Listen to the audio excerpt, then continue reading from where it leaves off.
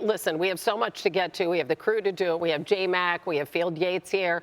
Dan Orlovsky's in Atlanta to call the game tonight. Mina Kimes is with us. Dan, let me start with you. What's your reaction to this news? Yeah, the first call I would make if I was Tennessee would be to a guy who's going to be coaching on the field tonight. Behind me is Joe Brady, the offensive coordinator for the Buffalo Bills. The second call I would make is Mike McCarthy, then Vance Joseph. I'd call Arthur Smith, who's doing a great job in Pittsburgh, and Jesse Minter as the defensive coordinator of the Chargers. Those would be the first five on my list.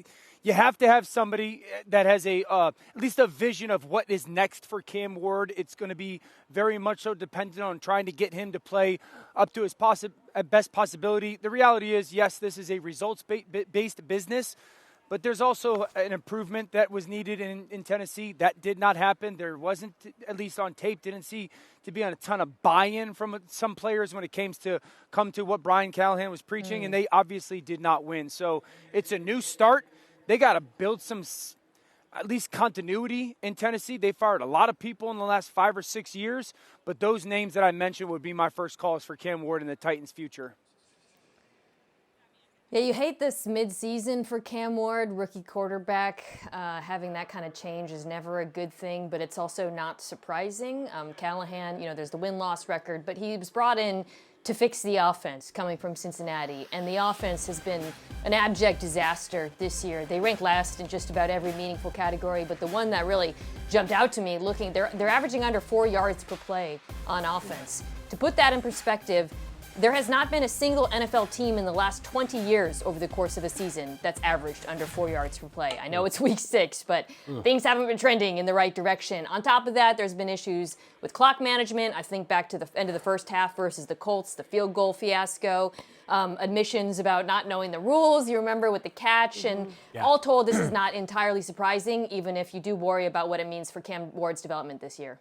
Yeah, it seems to be the norm. 17 out of the last 39 quarterbacks drafted since 2016. Head coach has been fired in either the first year or following the first year. So when you look at that, that seems to be what Cam Ward is going to go through and what so many other guys like him have gone through as first-round draft picks. I look at this situation for the Tennessee Titans, and Dan hit on what's the future for them when they start interviewing who's going to be the permanent head coach. But for right now, they have the New England Patriots coming into town Sunday. Mike Vrabel was there, had a lot of success, was coach of the year.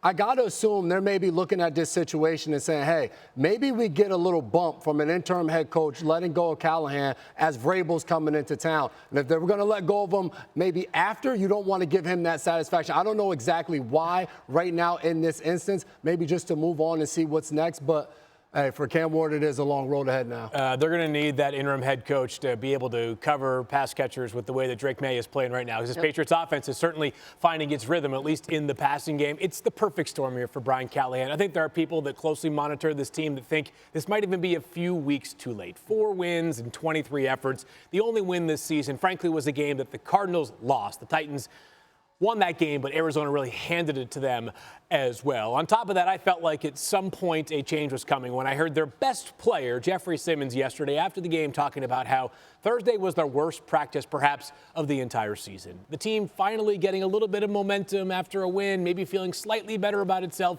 and then your best player basically saying the tone was set on Thursday in a negative way. Not a surprise. I guess these are always a little bit surprising given the timing, but at some point this change was coming, Dano. Yeah, so let's be honest about the Tennessee Titans, though, okay? I don't know their ownership group, and there's a lot of respect, obviously, but their ownership in the last 4 or 5 years, babyface, you know this, has fired a general manager, and then hired a new general manager, and then fired a coach, and fired that coach, and fired that general manager, now hired a new general manager, and hired a new coach, and fired the coach.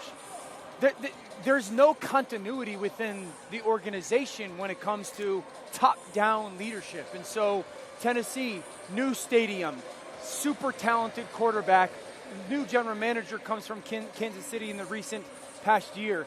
You've got to make sure that you get these choices right of general manager, head coach, and the people around the quarterback to build long-term success. This can't just be let's hire and fire every 2 years because you're not going to win that way. You're not going to get your young quarterback to play well that way.